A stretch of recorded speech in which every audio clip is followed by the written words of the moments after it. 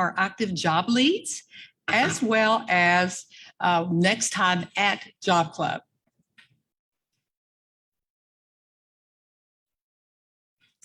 The mission of Job Club, it's the same as 10 years ago when we began this valuable program. It's to provide a positive environment for job seekers to network and learn best practices for the job search. We meet the second and fourth Tuesday of each month, and you can find our schedule of topics at www.ukalumni.net/job club.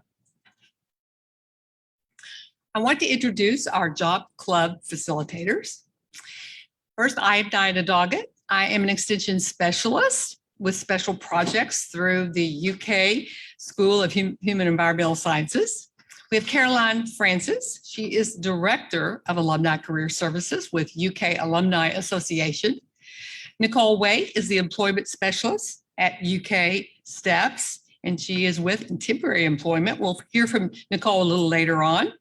I want a special shout out to Suzanne Smith and Sunny Saylor here at the Fayette County Extension Office, who are behind the scenes and helping us to get this presentation on board, as well as Queen Sullivan, Christy Kaufman, and Lindsay.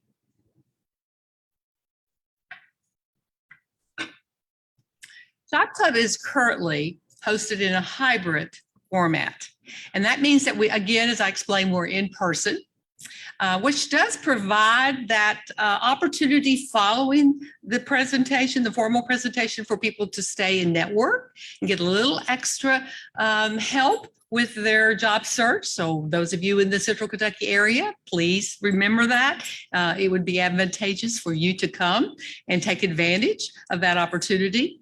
Zoom webinar is also our format, and the chat moderator is available. So that means that you need to toggle to everyone in the chat box so that we can see your comments, we can see your questions, and also you could tell us where you are viewing from. So if you want to do that right now, that would be a great thing to do. We'd love to know where our participants are residing, whether it's in the state of Kentucky, what county, or even nationally, what state. So tell us where you're viewing from. And finally, we are in Facebook Live as well, but that is view only. We do not have a chat moderator or a job lead newsletter that follows because, of course, we don't have your registration information. So those are our three formats. I want to encourage you to check out our Central Kentucky Job Club sharing community on LinkedIn. This is an opportunity for you to stay in touch with us all the time, not just on our 2 Tuesdays of each month. And you're going to find an array of information there that's going to help you with your job search. We've got articles, we've got job leads that have come in since we last met. So by all means, join us, become a member of that LinkedIn community. I also want to always express the opportunity for you to have and use our Job Club resource packet online. And if you haven't done that, go to our website. There is, again, just job search resources that we have placed for your use. And it could be anything from articles of interest to resume review checklist, informational interview tips. It's all there, and we want you to have it so that you can use it when it's needed.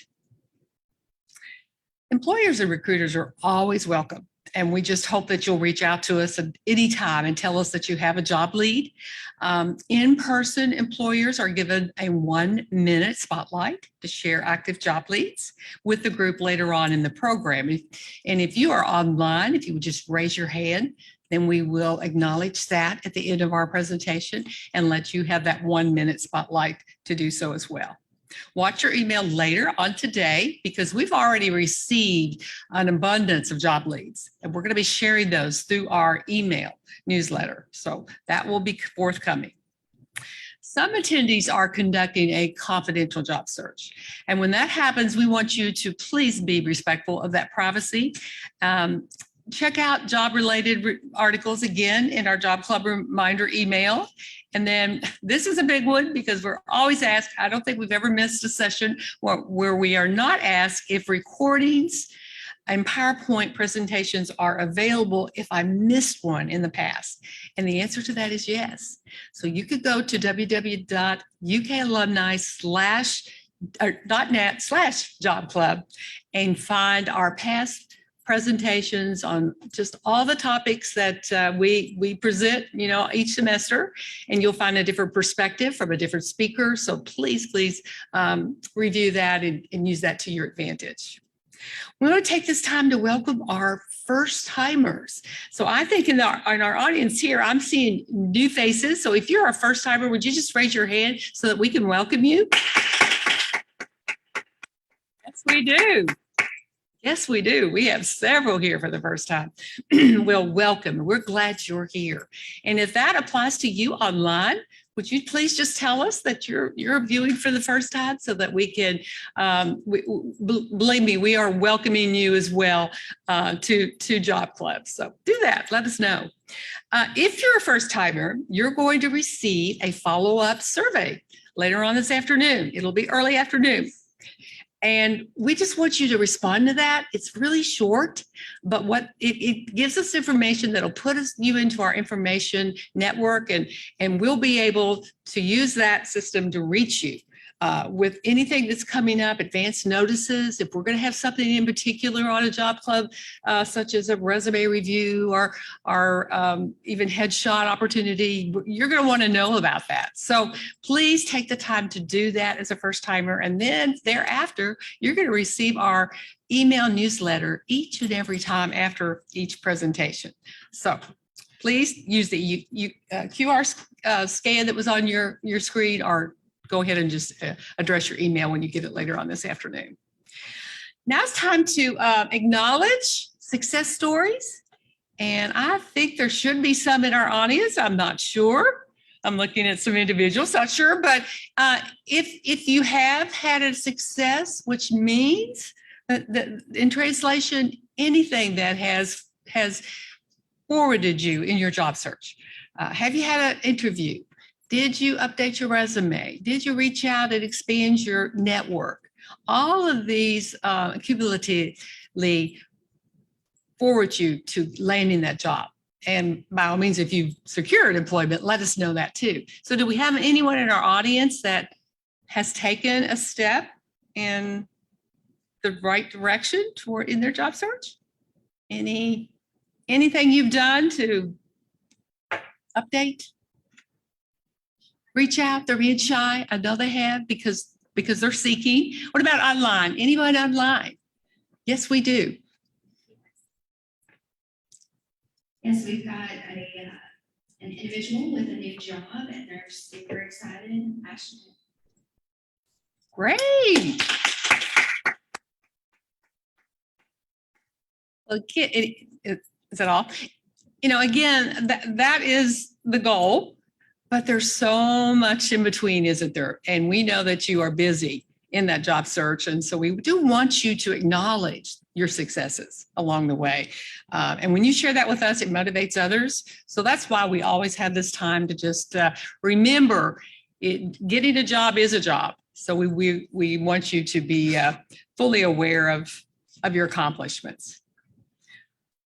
Well, today's program is one that we never fail to present because we know of its importance.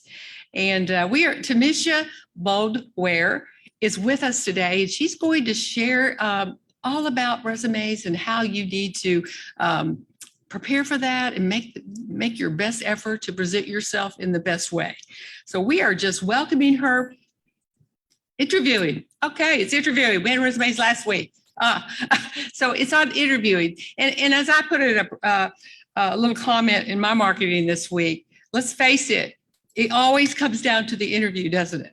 You could have the resume, you could have all internally, but it's how you present yourself that you will be able to make that final quest for your job. So Tamisha, we've got the right topic, so don't get nervous. We are thrilled that you're here today, and we look forward to all the great information that you are going to share. And so I'm going to tell you a little bit about Tamisha. She is a corporate recruit partner with Malone Workforce Solutions. She recently took on a role of managing internal recruitment efforts to corporate, commercial, and healthcare divisions.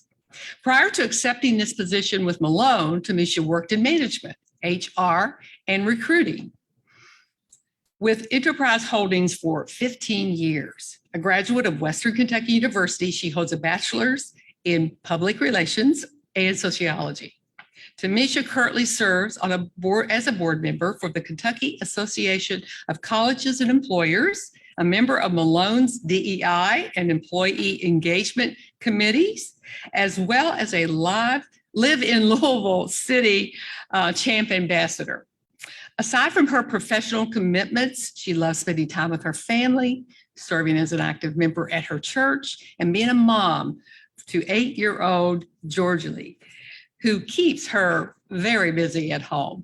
Welcome, Tamisha. Thank you so much for having me, and welcome everyone to today's web series. Again, my name is Tamisha Boleware. I'm so excited to be here. I haven't done a webinar. I've done plenty of presentations, but not in this form. So bear with me. I'm a little nervous on this one. Not sure why, but we'll make it through. But I really hope that you all have some good takeaways from today's chat. And if you have any questions, please feel free to let me know. We'll have some time at the end to kind of discuss a few things, but really excited to get this going. So again, Tamisha Boleware, I'm a corporate recruiting partner here at Malone Workforce Solutions. Now in Central Kentucky and Lexington area, I would say that many people tend to associate the name Malone with Malone food, right? The restaurants and bars and things like that, but we are quite a bit different. Malone Workforce Solutions is headquartered out of Louisville, Kentucky. We've been in operation since 1969, so a little over 50 years. And we are a private, family-owned, full-service staffing and recruitment firm. Our primary focus is to assist companies across the U.S. with whatever their staffing needs may look like. We have a heavy presence in healthcare, but also the second half of what we do is focus on industrial and professional placements as well. So my team and I, we oversee the internal recruitment process, which means that we are hiring some of those recruiters that are going out to staff for different companies. Again, I've been in HR, talent acquisition / sales for over 15 years, and it is my passion. I went to school at Western, double majored in public relations and sociology. So serving people and being helpful in some sort of capacity has always been at the root of me. So I just love it. I can't even explain it any other way, but I have interviewed thousands of candidates. I have witnessed the good, the bad, and the ugly of interviewing and going through the process.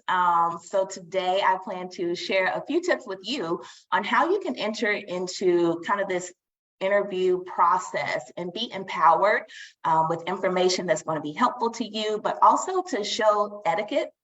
Because a lot of times we feel like we are the top priority for a recruiter, and when we don't hear back quickly, or if it's not in a favorable light, then we get discouraged, right? But it's not always what you think it is. So in part of me helping you get to be a part of the good that I talked about, we will also review some of the things that happen on the recruitment side that may cause some delay in communication, right? The interview process should be a way to allow you to discover if a company is right for you. And that's pretty much why I titled this Interviewing is a Two-Way Street, because it should be. the quote unquote perfect job should result in a win-win situation. So for the company, they should be able to get a fantastic new hire with the skills to help catapult them into the next level, right? And then you as the employee should be able to walk into a company that is equipped to provide you with work that will challenge you, maybe help you discover new skills. Of course, we want somewhere that's going to ensure that it is a healthy work environment for us.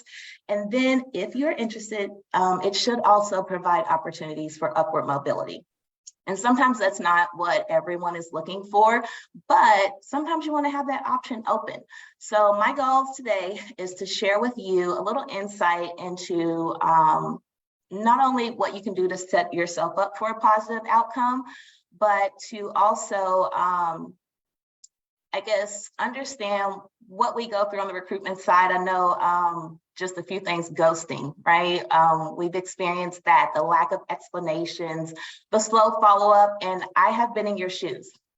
Even though I have been in some of my positions for a while, you know, I've experienced that feeling of defeat, or what could I have done better? Or, you know, why is this person not contacting me? Or I have all the skills that are listed under these qualifications and yet they're rejecting me. Like, how is this happening, right? So we're going to just work through some of that today. And just so that you are aware, just a quick stat to throw out there in regards to timeliness, for every one job that is posted, on average, there's about 118 applicants. So from a recruitment standpoint, it's a lot to go through, right? It's a lot to filter through. From a candidate standpoint, when I'm applying for a job, I'm not thinking of all the hundreds of applications that are filtering into that particular recruiter.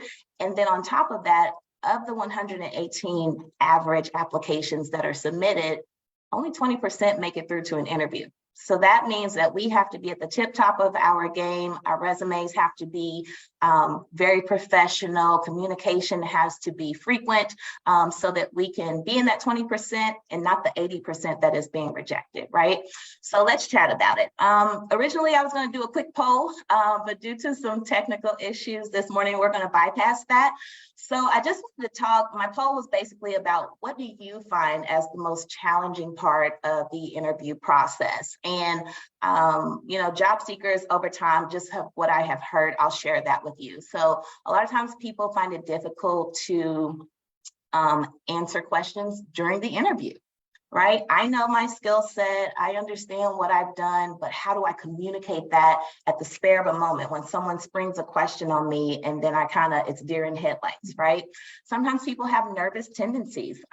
Maybe I sweat a lot during an interview, or I talk really fast. Sometimes people's body language, they can't be still, they're fidgeting, and that comes across as nervousness, of course, but maybe when you're in the job, you won't be nervous, right? So we don't want employers to feel like that's an indication of how I'm going to show up to work. It's just interviews in general are intimidating. Speaking in front of others can be that as well. I've done it for several years and I'm still a ball of nerves. This morning, I was telling my boss, I'm like, I don't know where all these butterflies are coming from, but it happens to the best of us.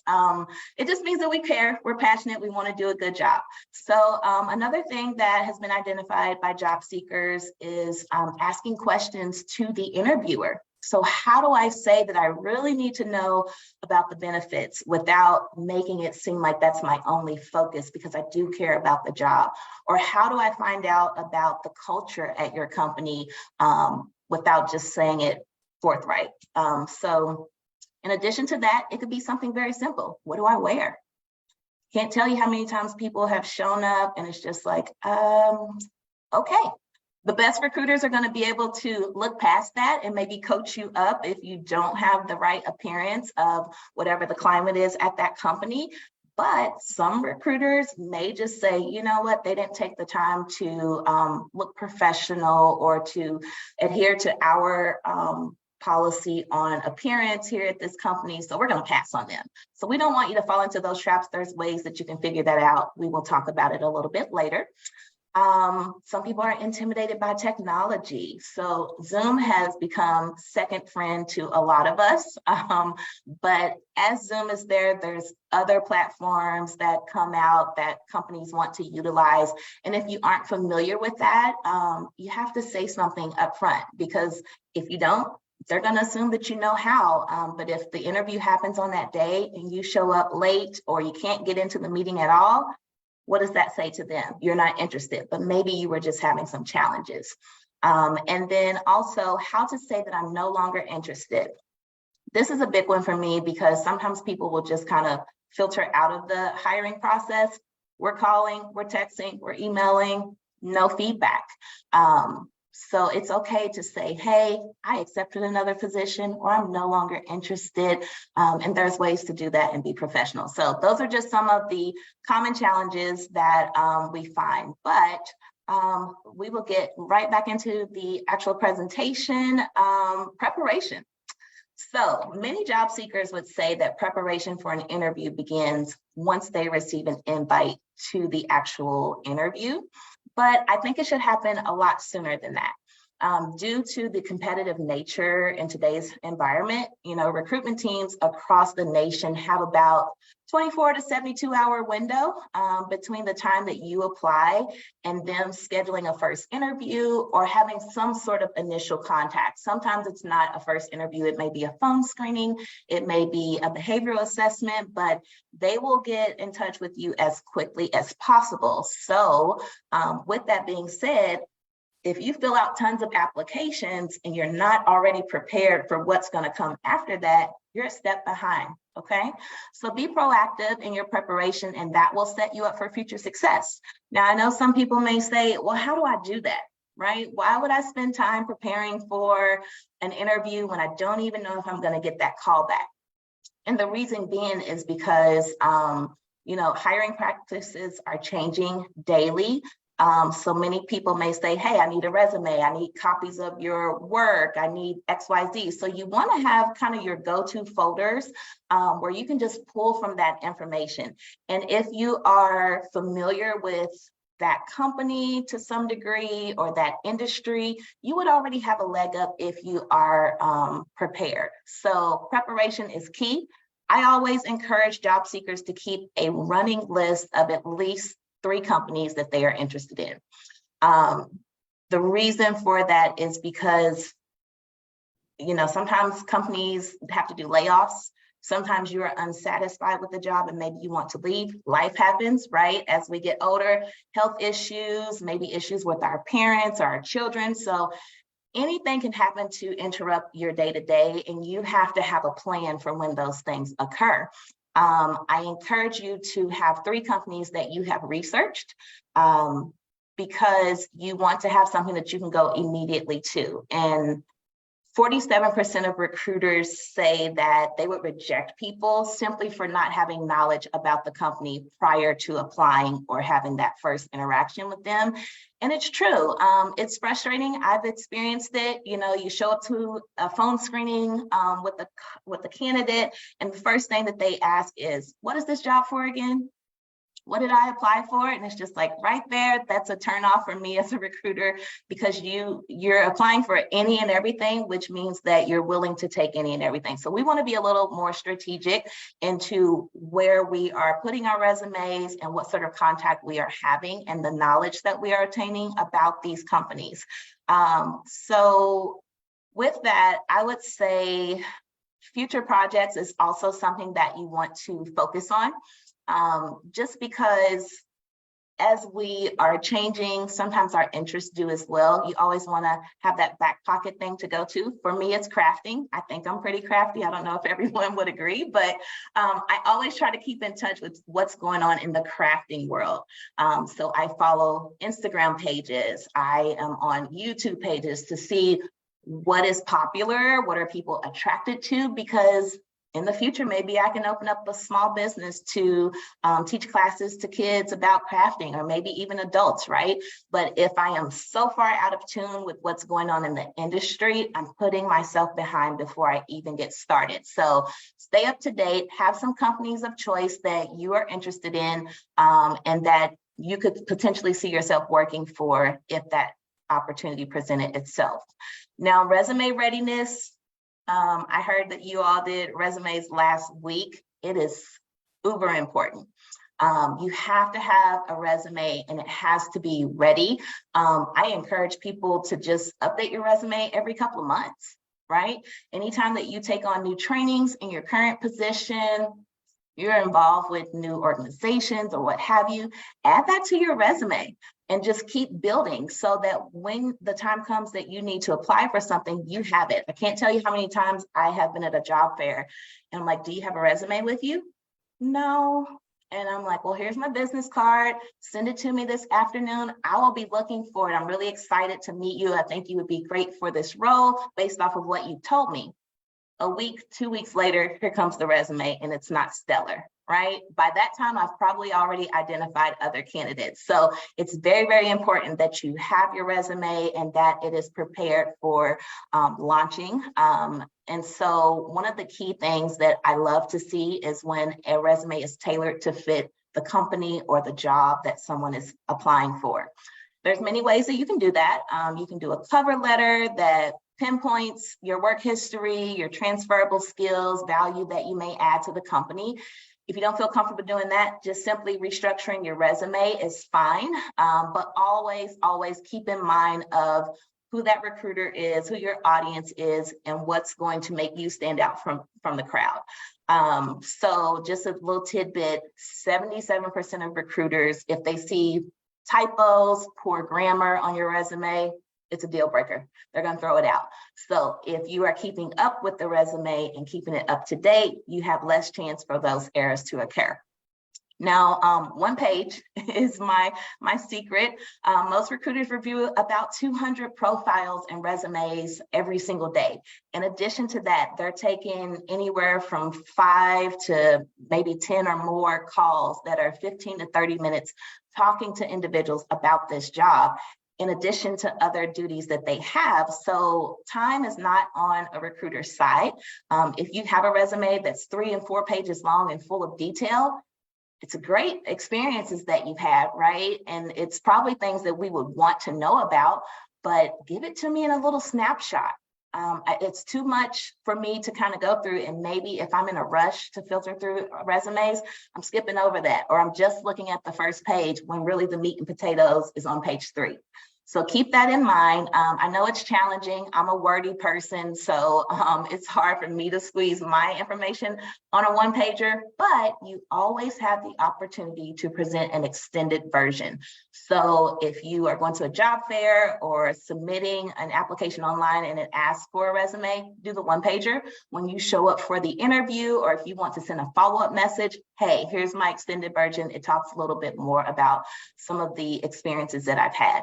And then one thing that I forgot to add to this slide, references. Many companies are going back to checking references and being very diligent in doing so, because our hiring processes are so quick now. Instead of me putting you through a 3-week process to interview, I can reach out to one of your previous professional references and get feedback that I am desiring. So again, stay ready. And you don't have to get ready. So it's just like gassing up your car the night before, right? Do it the night before, not the morning of, because you're going to forget. So let's see, avoiding the one way. All too often when we think about interviewing, we really become fixated on what a company wants. But I want to encourage you to think about yourself. It's okay to be selfish.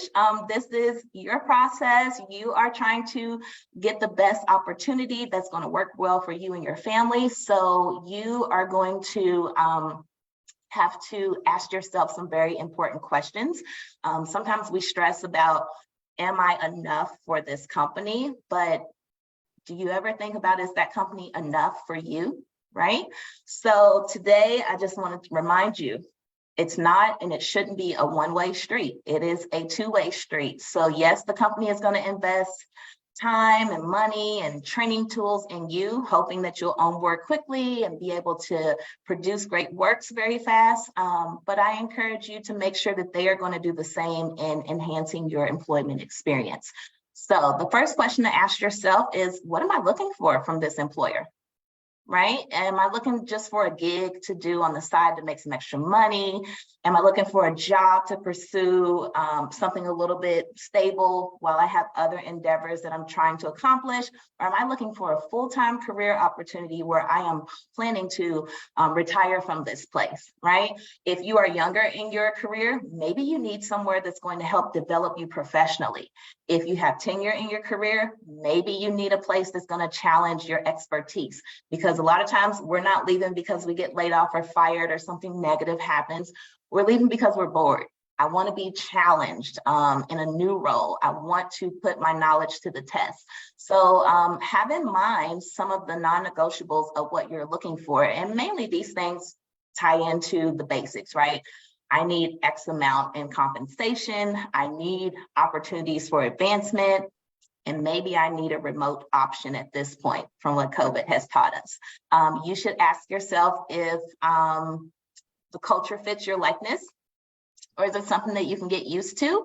If you are walking into a company that's very sociable, they do potlucks twice a week, they have employee outings every Friday night, but I like to be at home with my family, or I'm exhausted, I am vegan, right? I can't eat most of the stuff that people have. Like, those are questions and things that should come about. I mean, it sounds goofy and funny sometimes, but it is very important for your well-being and your health in that workspace.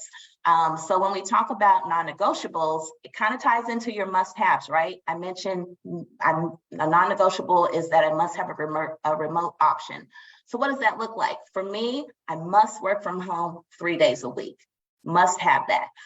If you're working in a position where you have to travel for work, I must have a company car because I'm traveling 80% of the time and my current vehicle may not be able to sustain that type of travel on the road so frequently. So have some of this in mind. And as you work through this list that you create for yourself of your wants and your needs, also ask yourself, are you willing to compromise? Right? And if you don't have the answers to all of these questions, because it can take time, 30 minutes every few days, add something to the list, right? Because no one knows you better than you. And we want to make sure that what you're going into can help you accomplish professional goals that you have for yourself. So initiating your GPS, now that you've prepared, you know what you want and you need. Now, how do I go get it, right? So it's just like preparing for a road trip. If you think about, oh, I'm going to go on a vacation, or I need a little bit of a break, 9 times out of 10, you're not just hopping in the car and taking off with no destination in mind, right? So you take the time to decide where you're going to go. Maybe you design a budget, who's traveling with you, you load up the car, and you have your end in mind, so you add it to the GPS. And maybe there's little bumps along the road, but ultimately you know where you want to go. We need to take that same approach when we're trying to find a company to apply for. So where do I start? You probably want to start at a company's website. So you should already have your top 3. Go to that company's website. Maybe you are already familiar with them, but this is going to give you the most information in the shortest amount of time. And if you aren't currently going on sites and looking at different reviews and stuff, you need to. I think Glassdoor says it's like 86% of job seekers research companies' ratings and reviews before deciding where to apply. So narrow that down and then take a look. You have to do a little bit of investigating, but the good thing is social media is on your side. You have platforms like LinkedIn and Facebook, Glassdoor, where people are openly giving their opinions. They're able to add information to a company's site and you see that. So sometimes it can be discouraging. Sometimes it can make you think twice, but that's what we want. They're answering some of those questions for you initially. Now it is other people's opinions. So take it lightly to some degree, because maybe that person got fired and they hop right online to, give a negative comment. So if most of what you see is positive, I would err on that side of positivity for sure. But absolutely use your social outlets. The companies will typically have a page, but then also you would want to connect and follow some of the current employees that work there. And then also use your network, right?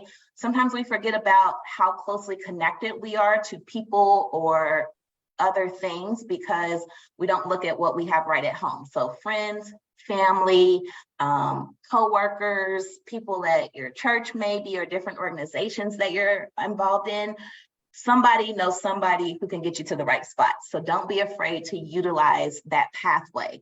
And then when you are searching online in these different ways, make sure that you are looking at things like culture, their awards and achievements, accolades. You also want to check out the reviews, but more importantly, things that matter. Does the reputation online match what your perception of that company may be? Do they have an online presence? Some companies don't, but maybe that's the job that you're applying to. Are you up for the challenge? We're going from 0 to I need to do everything because we're behind the buck. So you have to be mindful and have your eye out for what is needed to help you make a good decision. You can go to the next one, Caroline.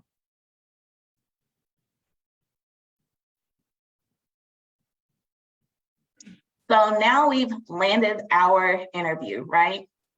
We've done all the prep work, we've done the investigating, here we are. So now the nerves start to kick in, overtime. How do we put our best foot forward? Practice makes perfect, and it will help with those nerves. It won't completely get rid of them, but you will be in a better spot.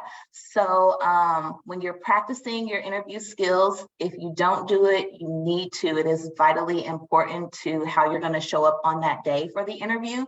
But in today's ever-changing environment, artificial intelligence, it's there for you. It can be a little intimidating or maybe even creepy to people. I'm one of those people who I think is a little creepy, but it does so many awesome things in a short amount of time. So there are apps and platforms that you can go on and you can say, help me to prepare for an interview. And there's a little human-like person that will pop up. You can ask it questions. It's going to respond to you so that you can get familiar with it. So I encourage you to check out some of those sites online and utilize that. Mirror monologues. I do this a lot, maybe not so much in the mirror, but when I'm in the car, for sure. I can't tell you how many interviews I practiced for, and I'm going over in my head just different things that if I were to be asked this, how am I going to respond? So you should definitely practice by yourself in the mirror or outside sitting at a picnic table. Even if you don't say it out loud, practice it in your head, because the more you do it, the more comfortable you will be.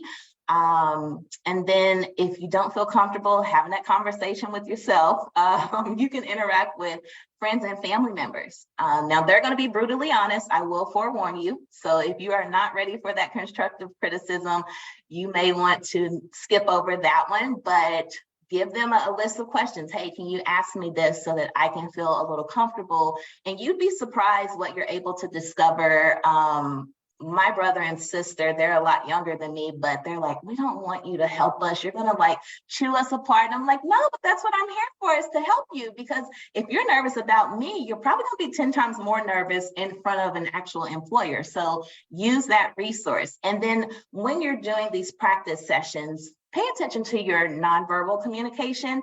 I'm a handsy person. You see me over here doing this. I do that all day long. And so when I'm in an interview, I try to put my hands down on my lap and be a little bit more mindful. I rock sometimes when I get excited. So I am conscious of these things that I do. But when I'm in a professional setting, when I'm in an interview, I try to relax those parts of myself because I know that they will have a tendency to pop up. So practicing in advance will be able to help you identify some of these things.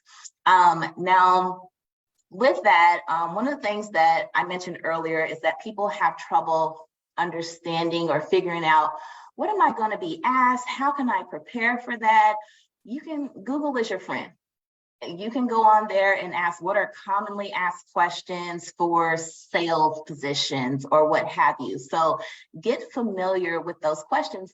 but also have some highlights of things that you've done in your career that you can just easily spit off, that you can tie into a question that has been asked of you. So for example, if you go into that sales interview, they'll probably ask you something and they're going to want to know numbers. If you're a top producer, you should be able to give them a few statistics about work that you've done. If you are taking on a leadership role, you maybe ask, what are some of the largest amounts of team members that you've had? What were some of the biggest obstacles that you've had to overcome? And they want to know that from a professional standpoint. So maybe I'm a college student, I just graduated, and they're going to ask me about this leadership position I'm applying for. Well, I've never managed a team of people in a professional environment, but what I have done is I've been the president or vice president at my sorority, right? So use what you have to tailor it to the question that's being asked, and never get intimidated if you don't understand a question that is being asked of you. Ask them like, hey, can you ask me in another way? I'm not really following, right? And don't be afraid to take a breath. And then along with using resources, if you know someone at a company that you are looking at, connect with that person.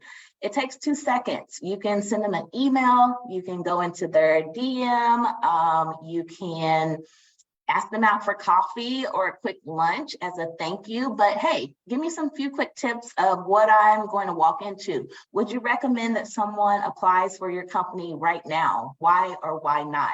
And they will 9 times out of 10 be very helpful to you. So don't be afraid to put yourself out there. You want to be so equipped that no matter what is thrown at you, you are prepared for it.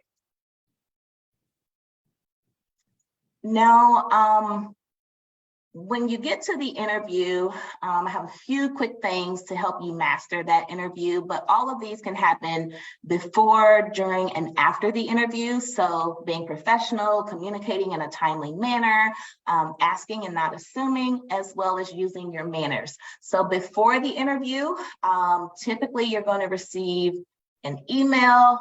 Hey, we reviewed your application. We'd like to invite you to XYZ. So you want to respond within a reasonable amount of time. I can't tell you how often I get discouraged because people will apply for a position. We reach out within 24 hours, crickets.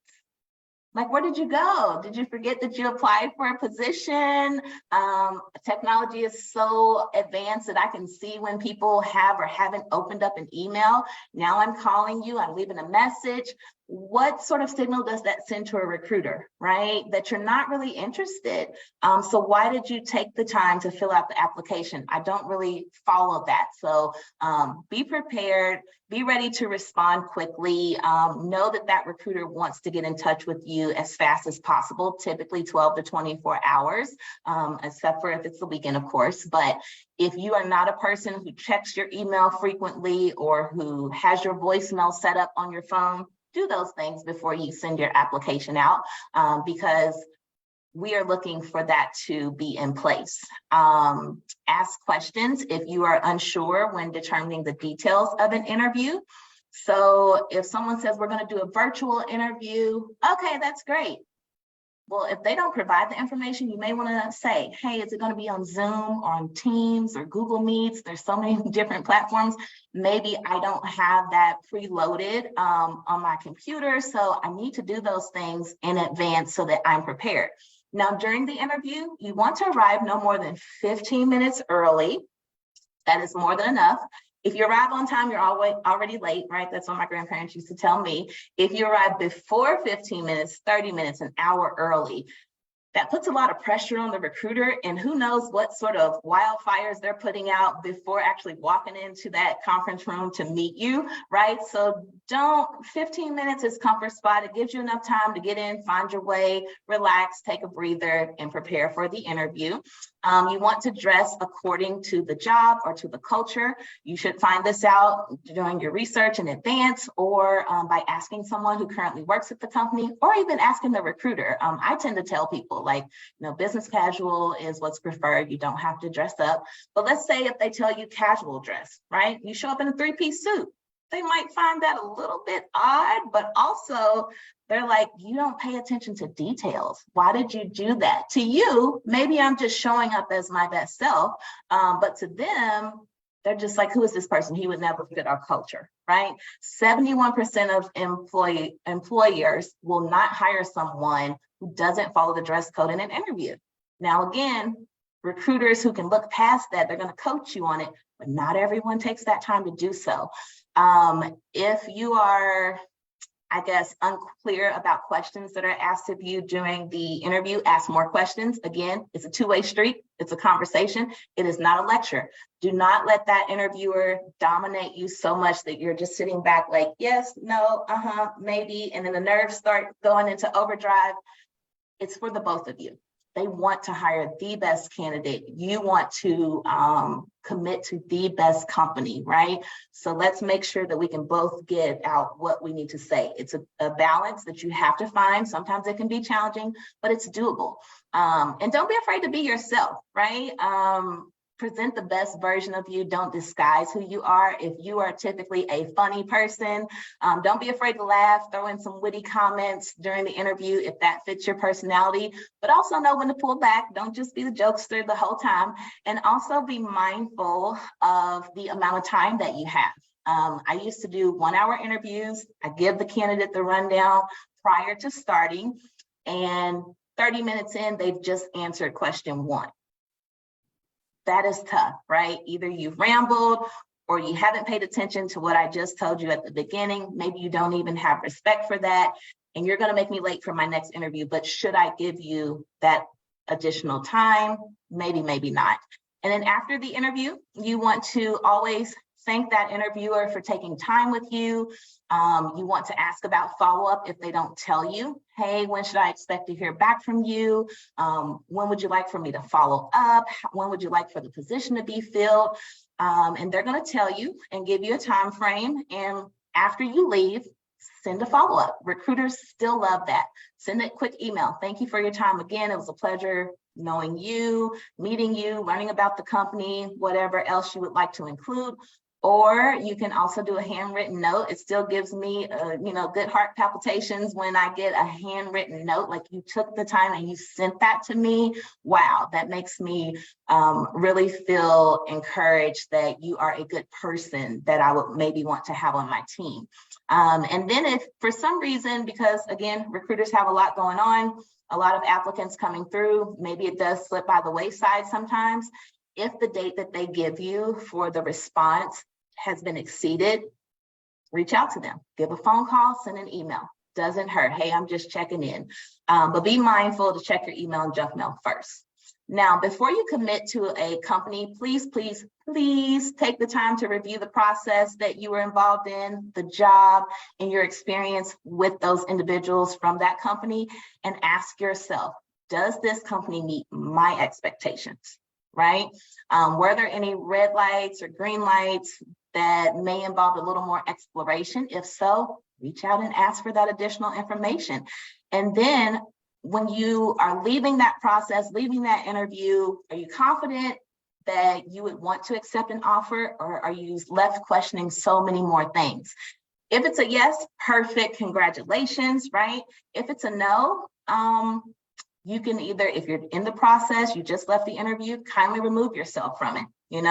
After further review and consideration, I don't feel like this opportunity is going to be the best for me at this time. I'd like to withdraw my application. I appreciate that much more than being ignored, or I'm calling someone because I thought we had a great conversation during the interview. I would like to extend an offer. You're already on to another job, right? So make sure that there is some sort of communication. And then if the road does not point to yes, keep going. It's okay. Interviewing is hard. It is a long process. A typical interview process is like 24 days. So you want to make sure that if you're spending time, that it's the right place for you. Don't get discouraged. Reach out, use your networks. be a continuous learner, continue to attend things like webinars or go to your career services centers, local outreach that is there. These are professionals who can help coach you in the right light, but do not feel like you have to take a position because it's offered to you. Don't feel like you have no say-so in the opportunity, right? It may pay great, but what else does it offer? It might give me the schedule that I'm looking for, but what else does it offer? And so many companies have taken that into consideration now. So again, it is a two-way street. We want you to win. We want you to be happy in the decision that you make. So keep pushing, keep going, and everything will eventually work in your favor. So any questions?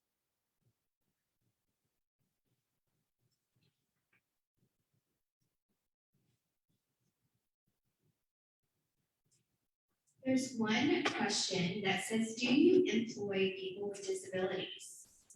Yes, my company absolutely does. But if you find a company that you feel like because of my disability, maybe I won't be hired, right? That's not the company for you. There's so many companies that advocate for people with disabilities, as they should, right? We all have some sort of talent, some sort of skill that we bring to the table. And just because I may not physically meet them, what you're looking for as an ideal candidate, or maybe I need a dark room when I'm doing my work, right? Those are accommodations that can be made. And if someone's not willing to do that, absolutely move on. Next question, what are some good questions to ask at the end of an interview? So good questions to ask at the end of the interview. It's going to be based on what you're looking for. So my biggest thing is make sure that it's genuine. Don't just ask me, I guess, basic things, right? If you want to know about the culture at the end, say, instead of saying, tell me about your culture, or what is your culture like at your company? Maybe you want to phrase it as, what is the number one thing that you love the most about the company that you work for and why? Or you may want to say, we talked a lot about recruitment, right? What are some of the biggest challenges that I may face in the first 30 to 60 days of starting with the company?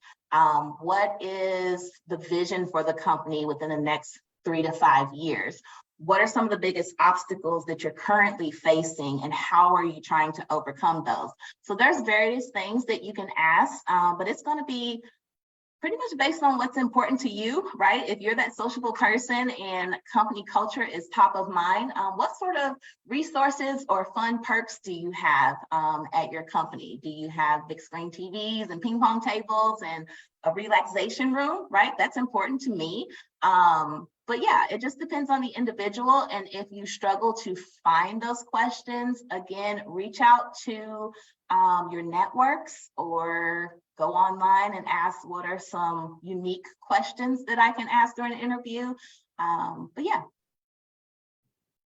Next question, is it appropriate to inquire with a recruiter about the company's harassment policies? I'm sorry, I cannot hear you the greatest. Can you give me that one again? Yes. The question is it appropriate to inquire with a recruiter about the company's harassment policies? So yes, but also keep in mind that the recruiter, depending on the company, maybe HR and recruitment are not one and the same. They work together in certain situations, but that recruiter may not be privy to exactly all the details of that policy. So what you could say is, you know, it's important that I am aware of certain policies. Do you have an HR handbook that you would be able to share with me? Most companies are willing to give that information in advance with no problem, or you can ask the recruiter about that, but they may just be prepared for it. They may say, hey, I don't have that information right offhand, but I can have someone or connect you to someone who could answer that for you. Thank you. Next question, can you talk about the differences between interviewing with HR versus the hiring manager? So interviewing with HR or a recruiter is going to be, it's probably going to be a multi-step interview process, or at least I think it should be, right? Because for the initial part, or when I think of like an HR person doing the interviewing, hopefully they've been trained on what to look for in the interviews. But they are looking for the basic qualifications. Do you meet those? Can you communicate properly? Do you possess the skills that are needed to perform this job? So their questions may be a little bit more broad, whereas when you talk to a hiring manager, they know exactly the person who is the best fit for their position. For me, for example, I may hire a staffing specialist. So my team, we take care of the initial part of that process. We ask them questions. We want to know about their work history. How do you interact with customer service issues, or have you been in leadership roles, things like that. But a hiring manager may be a little bit more specific. They might want to ask, what is your experience with a disgruntled account in the industrial world? They will focus more on about the relationship, because that's someone who you are going to report to on a daily basis and not just see them from time to time. So if I'm doing the hiring, yes, it's important that we get the best people, but my interaction with you after you're hired may be a little bit less frequent than you and that hiring manager. So the connection piece, I would say, would be the biggest difference that pops up. Looks like we have one more question. In a career shift, how do you get past an overqualified hurdle in an interview? So that will happen sometimes. Sometimes people look at a resume and they're just like, oh man, this person is way overqualified. But what I say to that, the right company is going to welcome that overqualified person. I don't want to hire people who are just like me or who possess the same level of skills as me, right? I want the expert, because if I get that expert in the door, guess what's going to happen? Our company, our team, we're going to be so much more knowledgeable. We're going to be ahead of the game because this person comes with so much experience. So I would welcome those things. Not all companies do that. They may look at it and see, oh, Tamisha has 15 years experience. She's going to come in and think that she knows it all. We don't really want her here. You want the person who knows it all. You have to have a diverse team, everyone from your entry-level person to your person who maybe has 40, 50 years in one industry, because they're both going to bring different things to the table and can learn from one another. So I would say if that happens, keep going, keep that car moving. Don't get out, don't stop there, because it's not the right opportunity for you. But yeah, I mean, it shouldn't be a disadvantage. Unfortunately, some people do see it as that, but use it to your advantage. Hey, I know that I have what it takes that can make a big impact on your company. Here's what I've done. Here's what I can do for you.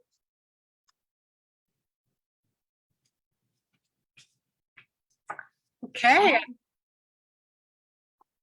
All right. Well, thanks everyone for the awesome questions. I really appreciate it.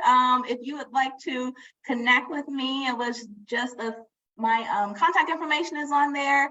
That QR code, if you're familiar with it, if you scan it, it will go to our Malone job site. So if you see anything on there, you are more than welcome to apply. If you want to reach out to me in advance, you definitely can at any moment, but I appreciate you having me. Okay, we've got that back on the screen. And again, thank you so much. You provided a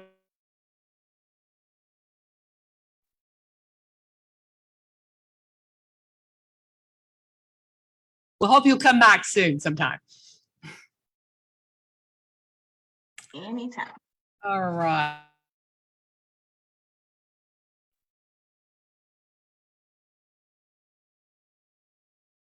You can share that with Tamisha. We always like some feedback for our speakers. And so let us know, what was the one takeaway you had that is going to propel you forward and help you with your job search. So employers with active job leads, I don't believe we have anyone that's present in person today, do we? I don't think we have an announcement here, but do we have anyone online that would like to provide a job lead? And if not, we would just ask for you to email us at Job Club, UK Job Club .uk. What's our job club? Yeah, there we go. UK alumni career at uky.edu. And we will include that in our email newsletter. All right.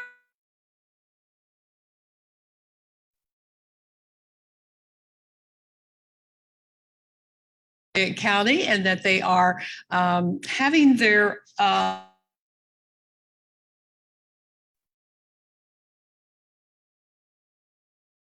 anyone in this area, especially in Fayette County, are invited to come out and learn all about that wonderful program. Kentucky Proud Evenings is always interesting because it features local authors and local foods. So that first fall,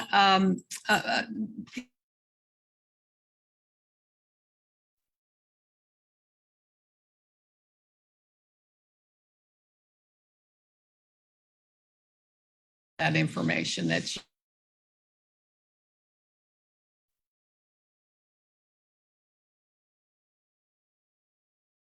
agenda, and you will want to certainly be aware of and attend many of the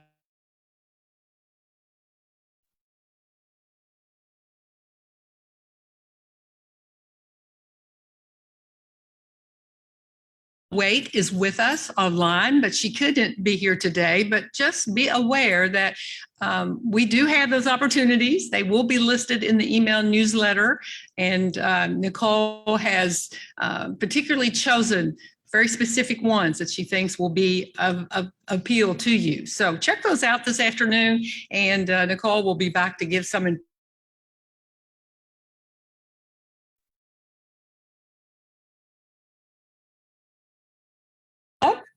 and they have an array of counselors that can help you advance your career and do all the components of the job search. So please reach out to them, learn more about it at www.ukalumni.net/career.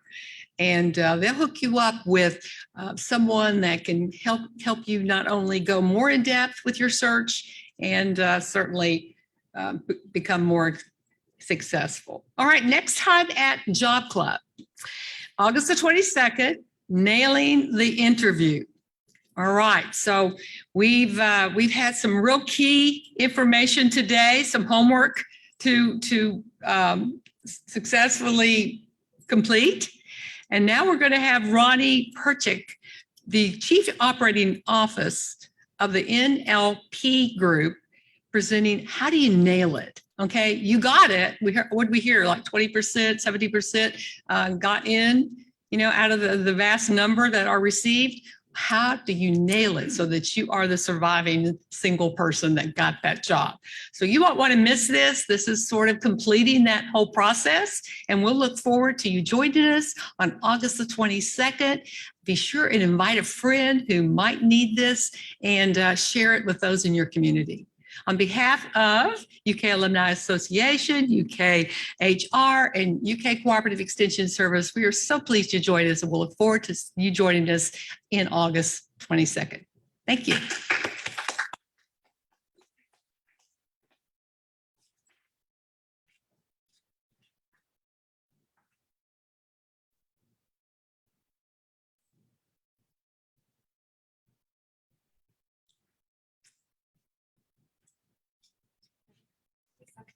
We're still live. There must be something going on with the audio here. You know how it kept doing that? There were comments